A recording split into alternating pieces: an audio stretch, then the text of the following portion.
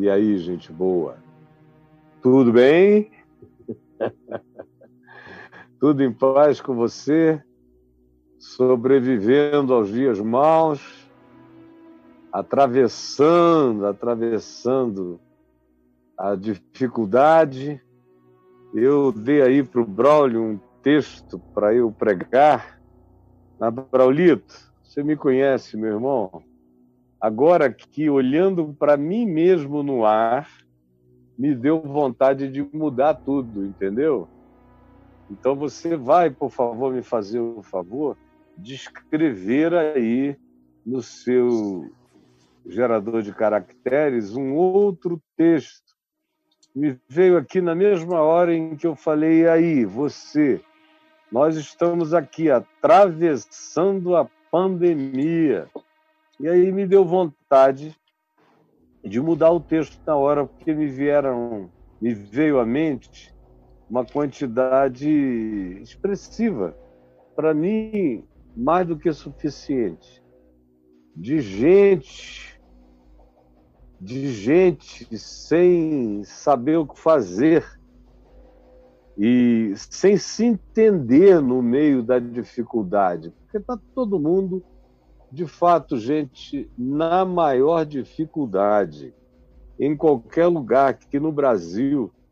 Poxa, eu todo dia me ajoelho, no meu coração vive em estado de genuflexão, agradecendo a Deus a bênção que Ele me dá de viver essa pandemia na circunstância em que eu a estou vivendo, até aqui, de tanta proteção, com tranquilidade, diminuiu tudo, inclusive as entradas financeiras, mas não tem problema.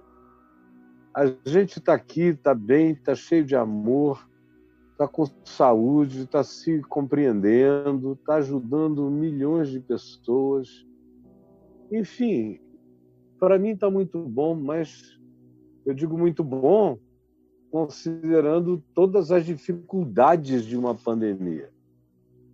Mas tem aqueles para quem atravessar isso, passar por esse momento, está sendo uma coisa completamente infernosa.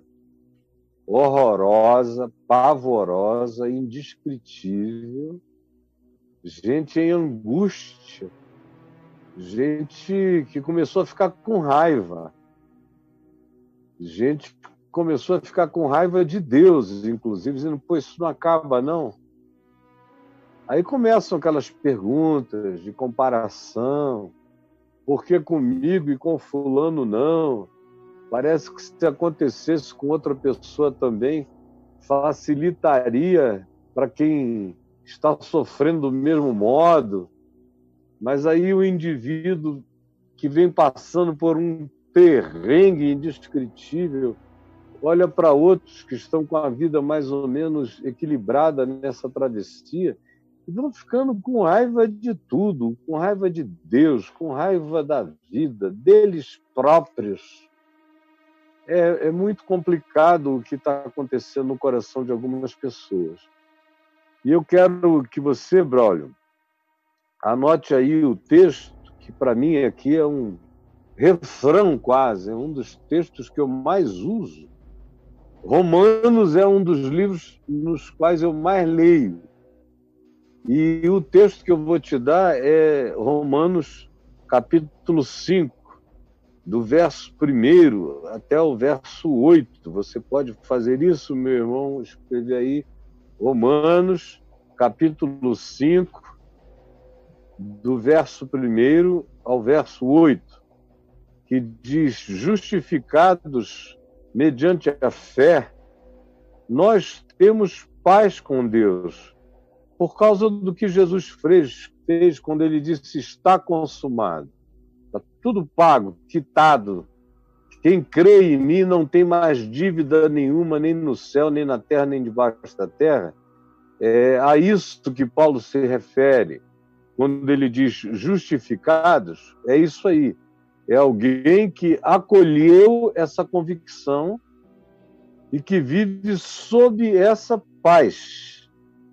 Justificados, pois, mediante a fé, a gente só tem acesso a isso se for por meio da fé, mas se exercer a fé na direção da consciência de que já está tudo feito, acabado, consumado, em nosso favor, nós estamos justificados. E se nós estamos justificados, não sobra mais dívida, mais angústia, mais culpa. Não há mais nenhuma condenação para os que estão em Cristo Jesus. Por isso, temos paz com Deus.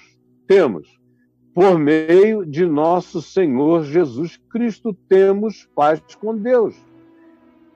Por intermédio de quem? De Jesus, nós também obtivemos igualmente, não só paz com Deus, porque estamos justificados, mas obtivemos igualmente, tanto quanto obtivemos paz com Deus, justiça de Deus, validação eterna de Deus, perdão eterno de Deus, também, Paulo diz, além disso, também obtivemos igualmente acesso. Acesso. Não é só uma questão de estar aqui, olhando para cima, dizendo, eu estou justificado. Tenho paz com Deus porque estou sem ameaça celestial. Já não paira mais sobre a minha cabeça nenhum juízo, nenhum medo, nenhum pânico, nenhuma infração pela qual eu venha a ser cobrado. Não, eu estou justificado.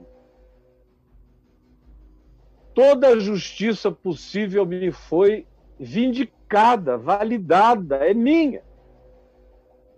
Por isso eu tenho paz com Deus, como quem anda sem dívida nenhuma. No entanto, o que o Evangelho oferece é muito mais do que um caminhar sem dívida, um caminhar sem tormentos de Moisés, sem os temores, sem os transtornos mosaicos da lei. Mosaicos no sentido não de um mosaico, mas de Moisés. É mais do que isso que o Evangelho me oferece, te oferece. Por isso é que diz, igualmente também nos deu acesso.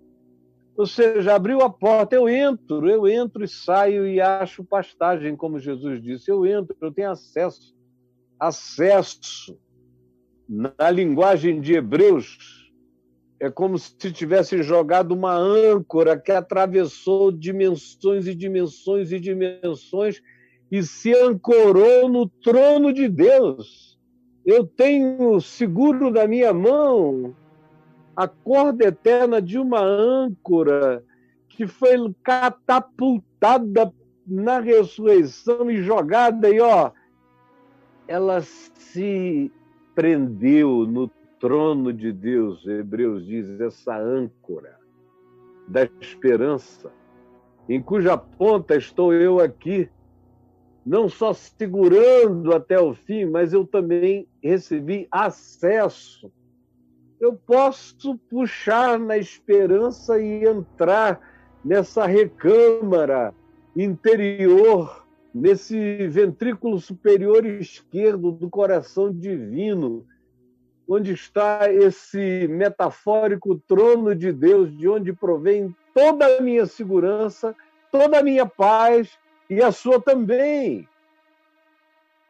Temos igualmente, do mesmo jeito que Jesus fez na cruz, do mesmo modo, ele abriu acesso pela cruz, pela sua carne, como diz Hebreus, e plantou a âncora no trono da graça, de modo que a porta está aberta para eu entrar e sair. Isso é que é extraordinário. Você viver assim, qual é a psicologia que te dá essa garantia?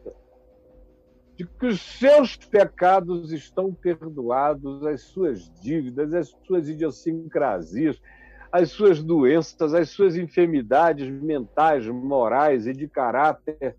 Tudo isso já era conhecido e tudo isso está perdoado para eu me perdoar, e se eu me perdoar, eu ficarei curado disso que agora me atormenta. Sem perdão de Deus, ninguém se cura de nada.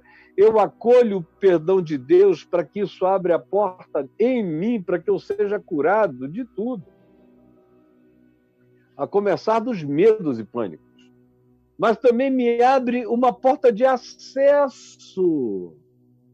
Acesso. Igualmente acesso pela fé a esta graça na qual estamos patolados. Estamos firmes. Esta graça na qual estamos firmes e validados, garantidos na paz de Deus, na justificação, porque estamos justificados pela fé, e também porque pela fé temos acesso, entrada nesse trono da graça, nesse ambiente, nesse environment de graça divina, de dia e de noite.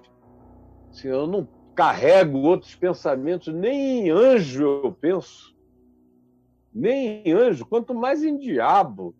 Os demônios morreram todos. Ora, se anjo não tem status, eu não converso nem com anjo, porque eu tenho convicção de que eu estou dentro de algo superior. Superior, eu estou para além da criação. Esse trono da graça de Deus me coloca num lugar para além dos universos, para além dos cosmos, para além dos ambientes detectáveis, me coloca em acesso pleno a esta graça diante do trono da graça, na qual eu estou firme. Firme. Por isso é que eu me glorio. Enquanto eu estou aqui nesse mundo, eu estou cheio de glória e me glorio. Como Paulo diz, por isso gloriemo-nos na esperança da glória de Deus. Já sou habitado pela glória de Deus, como Paulo diz, Cristo em vós é a esperança da glória. É porque ele me habita, ele me cela, ele está em mim, que eu tenho a esperança da glória e eu sei que eu já sou habitado pela glória porque eu sou habitado por Cristo. Cristo é a glória de Deus em mim. Eu não tenho outra alternativa a não ser crescer de glória em glória, de glória em glória, de percepção em percepção, de conhecimento em conhecimento, de posse em posse, até que eu entro, tenho acesso e me glorio nessa glória de Deus. E não somente isto, Paulo diz como se não bastasse, né, tal coisa. E não somente isso, não apenas isto. É uma diminuição gloriosa do indizível. E não somente isto, mas também nos gloriamos nas próprias tribulações. Nos gloriamos nas próprias tribulações. Você já imaginou isso? E o cara não é masoquista. Você não se torna um buscador de tribulações. Eu não me tornei, nem me tornarei. E nunca vi ninguém com quem eu tenha aprendido o Evangelho gostar de tribulação. No entanto, são pessoas que também aprenderam que a tribulação carrega muita riqueza, muita lição, muito entendimento, muita compreensão. A tribulação é uma crise de oportunidade, como eu disse ontem, crise é um juízo de oportunidade. A crise da tribulação me acrisola, me purifica. É a minha crisálida, da qual eu saio como uma borboleta glorificada, conforme eu disse repetidamente no dia de ontem. Não somente isso, mas por causa de estarmos justificados, de termos paz com Deus, de sermos possuídos por essa esperança da glória que nos habita, porque Cristo em nós é a esperança da glória. E Paulo diz, e não somente isso, mas também nos gloriamos nas próprias tribulações, sabendo a tribulação só é objeto de glorificação na gente, no sentido de que só é objeto de alegria, como Tiago diz na epístola dele, no primeiro capítulo. Irmãos, tenhamos por motivo de toda alegria o passarmos, olha a expressão que ele usa, é passar, é atravessar, é o andar nesse corredor da tribulação. Tiago, irmão de Jesus, diz, irmãos, tenhamos por motivo de toda alegria o passarmos por várias provações, sabendo, é a mesma palavra que Paulo usa aqui, sabendo que a tribulação produz perseverança. Tiago diz, sabendo que a tribulação produz caráter, produz rigidez, produz musculatura, produz malhação, exercício, coloca você na disposição do vem que tem, que eu estou andando e atravessando em nome de Jesus. Não é nenhum prazer em que venha, mas se vier, não vai me enfraquecer, só vai me fortalecer. Eu vou ficar melhor, eu vou ficar mais rijo, eu vou ficar mais denso, eu vou ficar mais forte. Mentalmente eu me tornarei mais saudável. Espiritualmente falando, mais elevado, com capacidade de começar a olhar a vida de cima. A tribulação me catapulta para níveis de percepções superiores.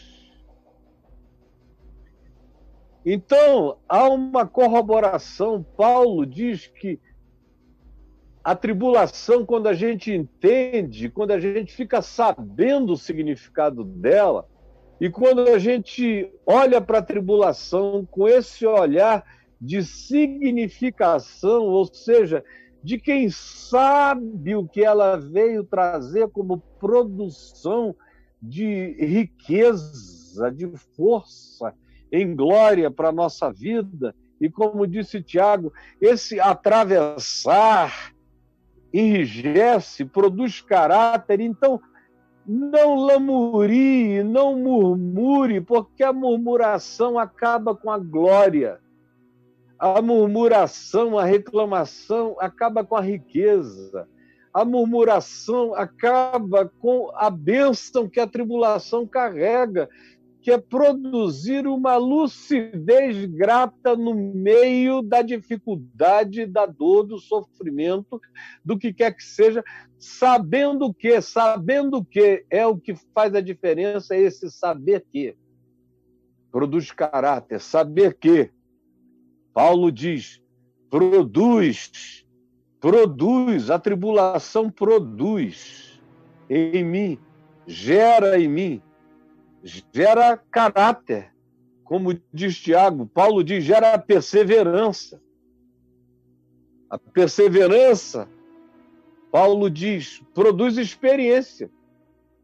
Quanto mais você vai atravessando coisas e perseverando no atravessar, mais experiente você vai ficando na jornada, no caminho. E a experiência produz esperança.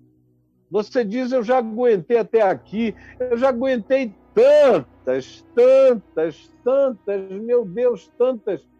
Por isso é que Jeremias diz das suas lamentações, como outro dia eu falei a respeito disso aqui, é bom para o jovem suportar o jugo na sua mocidade, porque ele vai ficando rijo. Desde jovem, é um crossfit espiritual. Você vai, carrega pneu, carrega isso, levanta aquilo, é posto cabeça para baixo.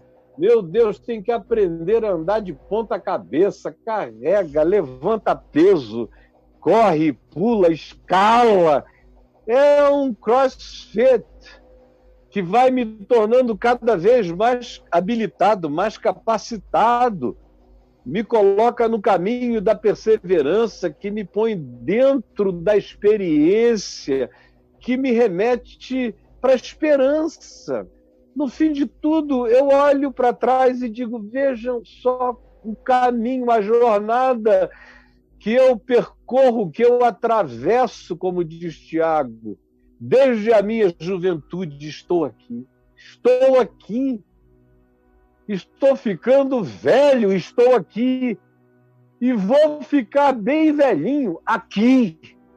E vou atravessar no fim de tudo o vale da sombra da morte e habitarei na casa do Senhor para todo sempre. Aleluia! Não tenho que perder, tribulação, dificuldade, aperto, seja o que for, se eu não me entregar ao estado de lamúria, de murmuração, de reclamação, de vitimismo, de autopiedosismo, de autocomiseração, mas se ao contrário eu disser, meu Deus, como eu estou tendo a oportunidade de entrar no laboratório de Deus, que é a existência, para ser treinado por Ele próprio. Treinado pelo próprio Deus. Treinado.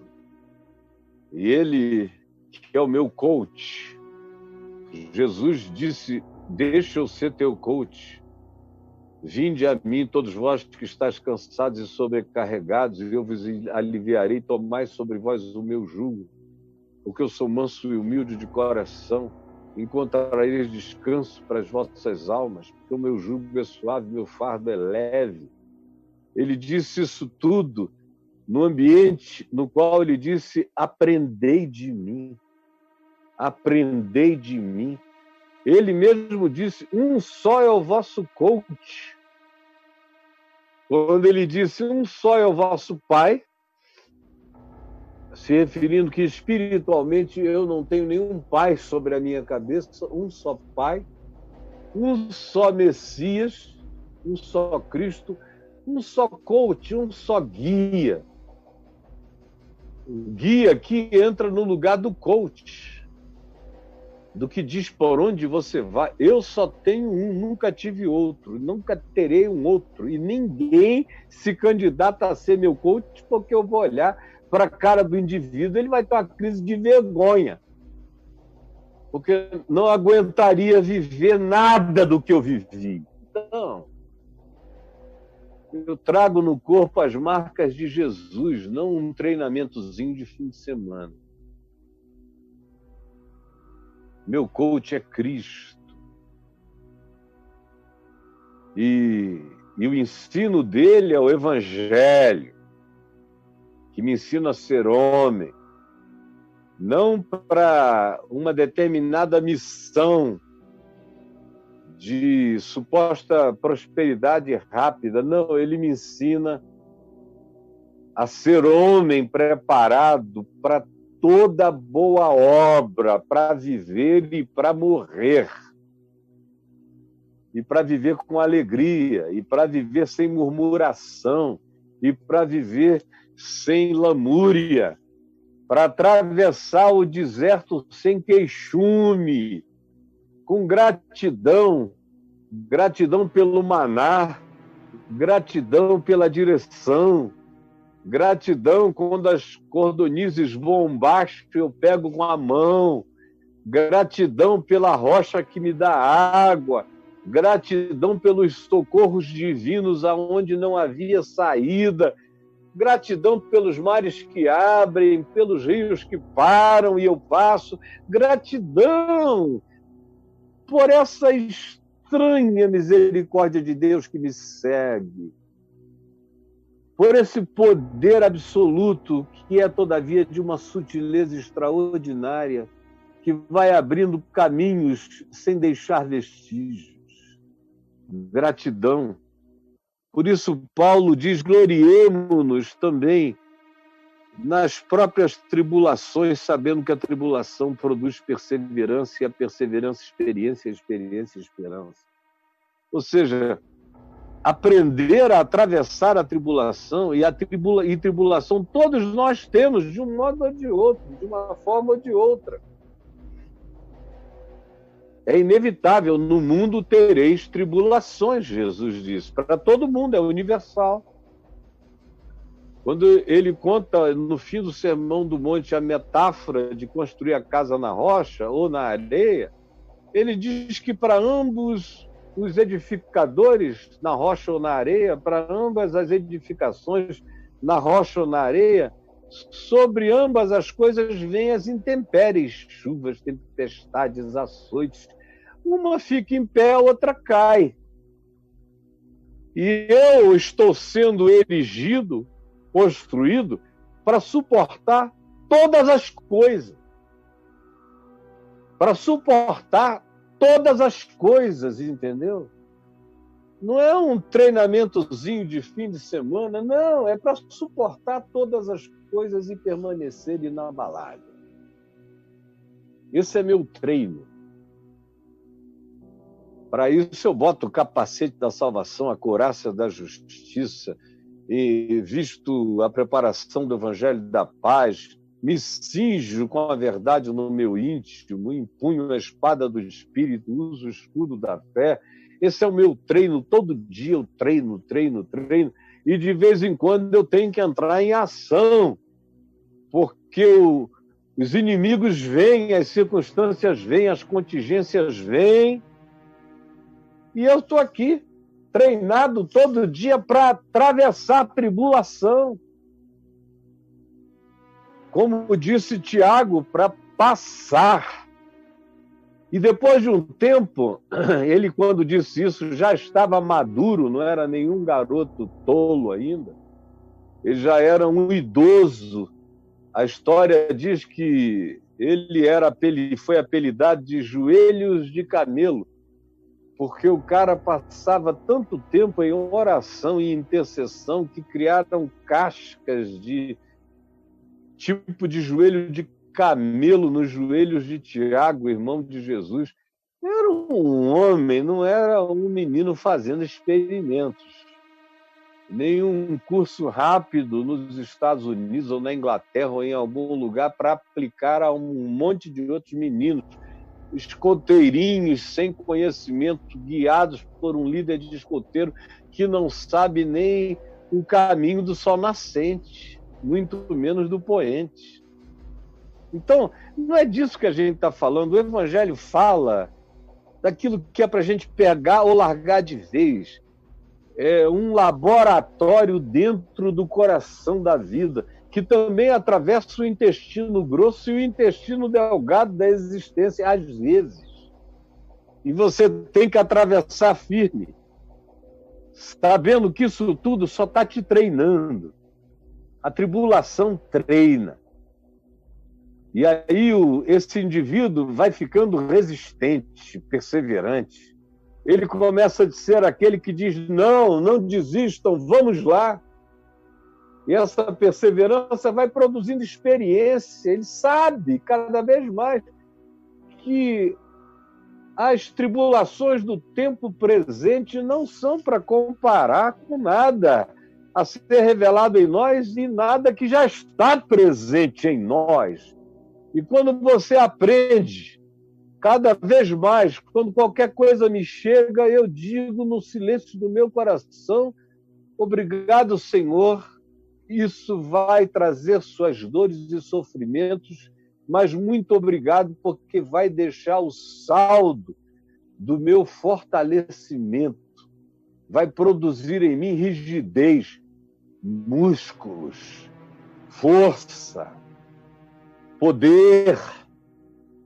E não há poder maior do que aquele que, vindo da perseverança, cresce em esperança e faz surgir dentro de nós a densidade da força da esperança eterna, que encara a morte, que convida os presentes para a gente brincar de ciranda, cirandinha, vamos todos cirandar, vamos dar a meia volta, volta e meia vamos dar, porque em Cristo Jesus a morte foi vencida. E eu não tenho medo de mais nada. O que podia me matar, morreu. Eu só tenho a aprender, eu só tenho a lucrar. Seja do lado de cá nessa dimensão, seja em qualquer outra dimensão, eu sou um ser do lucro, eu não posso mais perder, eu me tornei mais do que vencedor, você entendeu? Por meio daquele que me amou. Ah, como é maravilhoso andar sabendo disso. E sabendo que essa esperança que cresce em mim não entra em confusão, não tem mais dúvida. Quando você atravessa 1, atravessa 2, atravessa 3, vai atravessando, vai ganhando força, vai sendo treinado em perseverança, vai crescendo em experiência, fica grávido de esperança, de Cristo em você crescendo como esperança da glória.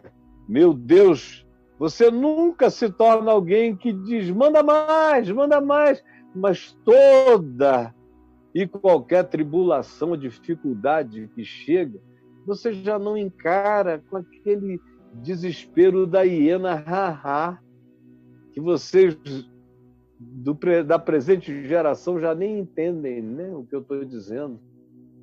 Quando eu era criança e menininho, adolescente não, mais menino, tinha na televisão, no tempo que eu assistia, de vez em quando, depois eu passei a nem ver mais TV na adolescência, não via mais nada. Tá? O mundo do lado de fora era muito interessante. Qualquer programa de TV parecia um ensaio bobo, e eu estava lá fora. Mas tinha uma hiena naquele tempo, na TV, que dizia, ó dia, ó mês, ó ano, ó azar, ó vida.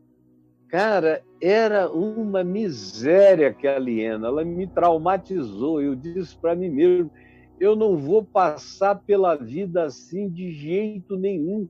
Eu prefiro morrer hoje do que ser uma pessoa que carrega esse espírito lamuriento. E eu disse isso, menino, não era nem por causa do evangelho, era por causa do homem que meu pai estava ajudando a formar, a fazer nascer em mim. Ele, que era um aleijado sem reclamações, me ensinou a ser um homem sadio, com muito menos razões para reclamar, mesmo se eu tivesse uma doença. A esperança não confunde. Eu vejo muita gente cheia de fé, declara isso, declara aquilo, cheios de lições de otimismo, até a filha ficar com uma doença, o filho pegar. O negócio, às vezes, é uma catapora, um sarampo já deixa o cara com medo. Meu Deus, e se ele morrer?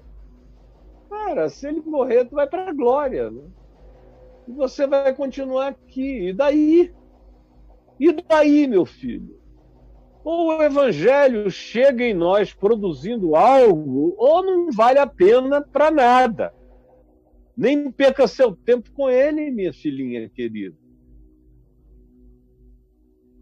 Produz essa esperança, que é mais forte do que a morte, que enfrenta tudo, que não se confunde, que não tem mais dúvida.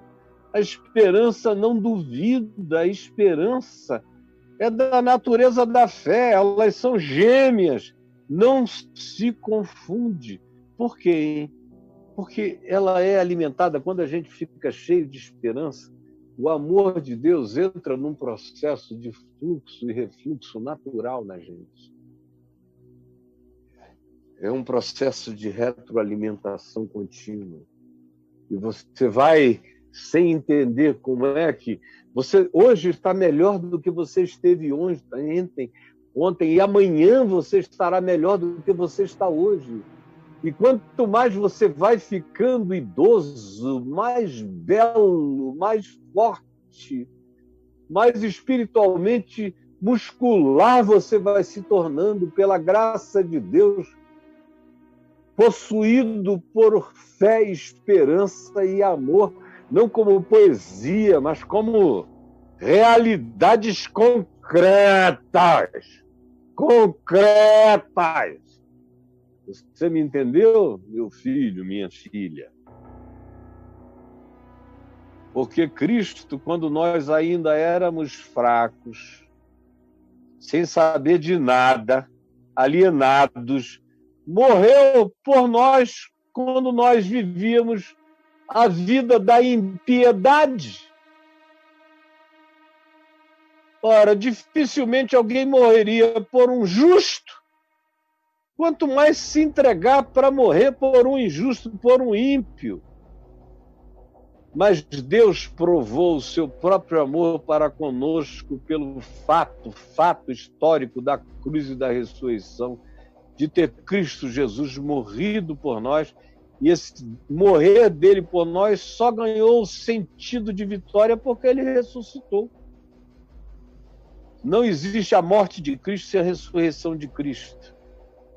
A morte de Cristo só tem esse poder extraordinário, que é o poder da vida, por causa da ressurreição. Esse é o fato. Os dois fatos se tornaram um só. O fato cruz e o fato ressurreição são o fato espiritual que me dá toda a convicção de acolhimento. Ele morreu por mim, sendo eu pecador. Ressuscitou, e dos pecadores imediatos, o primeiro recado que ele mandou, a primeira mensagem foi essa: ide dizer aos meus discípulos e a Pedro, que tinha acabado de negar, que se dirijam a Galiléia e lá me verão. Porque a mensagem prioritária do amor de Deus é para quem está em estado de choro, de angústia, de medo, de perplexidade, porque entrou na contradição. O amor de Deus é prioritariamente sempre para esses. E se você aprende isso, você não tem mais medo de nenhuma tribulação. Ele me amou quando eu não queria saber dele, não tinha nada com ele, não carregava nem informação dele, era alienado dele, e ele morreu por mim. Mesmo que eu tivesse morrido sem saber dele, ele teria morrido por mim. A morte dele por mim traria benefícios para mim, mesmo na minha alienação. Quanto mais agora que eu sei, que eu conheço e que eu o conheço. E conheço a sua fidelidade. E sei que, ainda que eu fosse e permanecesse infiel, ele, todavia, permanece fiel, porque de modo algum pode negar-se a si mesmo, de tal modo que o amor dele por mim não é bancado pelos meus bons costumes nem bom comportamento. O amor dele por mim precede a toda e qualquer resposta minha. Ele me amou primeiro, sendo eu ainda pecador, vivendo em impiedade. Esse é o fato dos fatos, que me dá essa segurança imediata. Por isso, Paulo diz logo, muito mais agora. É uma questão de lógica. Quando você não sabia, ele morreu por ti. Agora que você sabe, usufrua. Usufrua a presença dele, a companhia dele, o Paráclito andando contigo, atravessando essa tribulação, e tantas quantas venham ao teu lado. Eu estarei convosco todos os dias até a consumação dos séculos. Logo, muito mais agora, sendo justificados, eu já sou, já fui, já era, já aconteceu, e eu tomei posse, justificados pelo seu sangue, seremos salvos de qualquer coisa. Da ira aqui, ela chega como interpretação também do significado daquelas conjunções de sofrimento, de dor, que nos acometem na existência, como acometeram a você na experiência desses dias, ou da sua vida nos últimos tempos, você é que sabe acerca do que nós estamos falando. A ênfase, no entanto, é essa de atravessar, de passar a tribulação. Não é de esperar passar também, mas é de, enquanto ela não passa, eu a passo. Entendeu? Enquanto isto não passa, eu passo por isto. Repita aí comigo, aonde quer que você esteja. Enquanto isto não passa, eu passo. Passo por isto no sentido de atravesso isto, agarrando aqui na corda da minha âncora, que já está jogada no pé do trono da graça. Eu passo, eu posso, eu passo, eu posso, eu passo, eu posso. Me lembrou agora uma música antiga do meu amigo Paulo Brito, quando ele tinha, creio que uns 18 anos, que dizia: quando na vida eu não posso, eu não passo. E o sentido era: Jesus passa por mim. E porque ele passou por mim, eu posso e eu passo. Atravesso tudo. Você compreendeu? O resto é com você. Jesus permite que essa palavra da perseverança enxugue os rostos de milhares de desistentes, de gente cansada, de gente que está jogando a toalha, de gente que acha que tem alguma coisa errada, que esqueceu o eco de Jesus, dizendo: eu vos tenho dito antes que aconteça. No mundo tereis aflições, mas tende bom ânimo. Eu venci o mundo, eu ressuscitei, rasguei as forças do mundo, todas elas.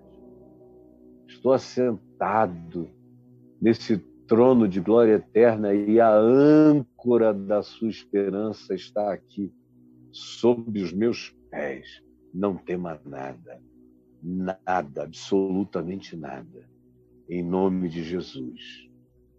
É a verdade que eu peço que o Espírito Santo coloque como espada de fogo ardente no seu ser, na sua mente e até no seu inconsciente. É o que eu imploro, em nome de Jesus. Amém, amém e amém.